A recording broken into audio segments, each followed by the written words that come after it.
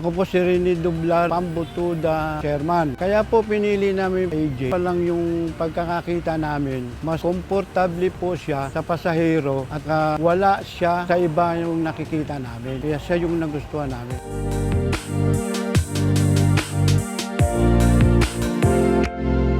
Ako po si Alan De Jesus ng SETCOOP at chairman po ako. Ang SETCOOP po ay isang operatiba na pangtransportasyon. Ang masasabi ko po, okay naman po siya, smooth po siya i-drive, masarap siyang i-drive. Ako nga pala si Gary Saldi De Jesus ng SETCOOP. Isa ako sa driver nila na nagmamaneho ng EJ.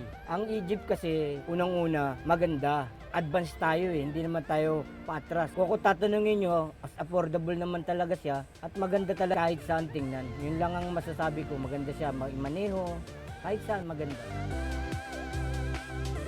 Nga pala si Angelo Laurenti, nagdadrive sa Pambucoop.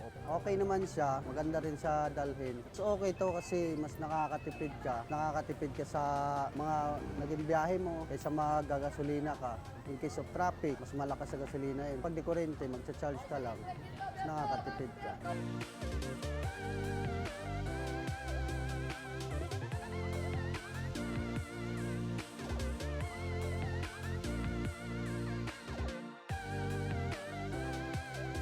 So yung karanasan namin sa paggamit sa AJ, dali siyang i-drive, komportable yung pati yung driver. Tagal din po siyang malobat kaysa sa iba pong electric din na trike na hindi kagaya na iba na mabilis po na malobat.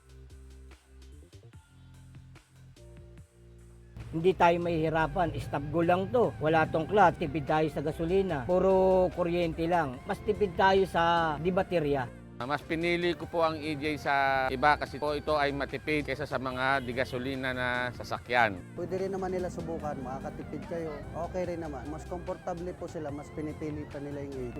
Maluwag, komportable pong sakyan. Sa isang puno, 10 piraso.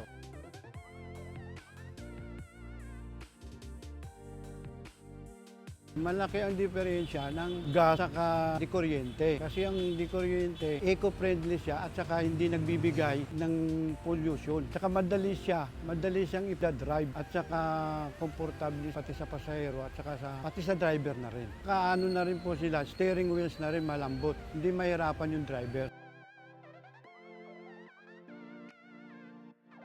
Kailangan na namin natin rekomenda guys sa mga kooperatiba, ng mga transport, sa mga ibang kasamahan namin na miyembro na siguro kumuha sila nito bilang alternative na pamalit sa sakyan.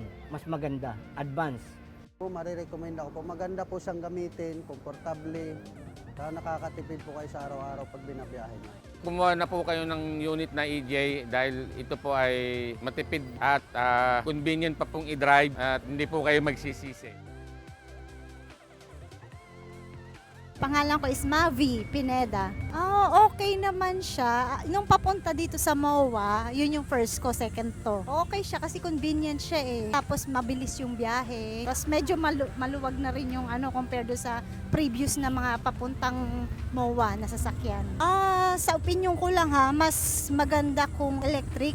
Kasi siya, tipid sa gas, hindi ka lang magbabayad. At the same time, yung pollution ba, diba? Hindi na siya makakaano sa Mother Earth natin, makakasira. Highly recommended lalo na dito sa Metro Manila or sa Manila.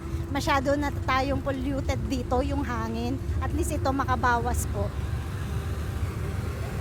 Beth Medina, 51. First time niya lang po ba makailan sa kanya? Siguro pangatlo or pang-apat na. Okay naman siya. Pleasant ang journey, yung biyahe. Dati kasi yung multicab, masikip, parang siksikan. Pero dito, tamang-tama lang talaga na apatan. Sa akin, highly recommended na e-bike or e-trike na yung sasakyan natin. Especially with me, I am asthmatic. So, very convenient siya sa akin. At plus factor siya. Kasi nga, walang emission ng usok. Highly recommended as I have said before. Maganda siya, lalo na sa Mother Earth natin. Hindi na tayo mamumroblema na madadagdagan yung pagkasira. Mababawasan, malilesa natin ang pollution dito sa Metro Manila. Kasi highly, na tayo di ba?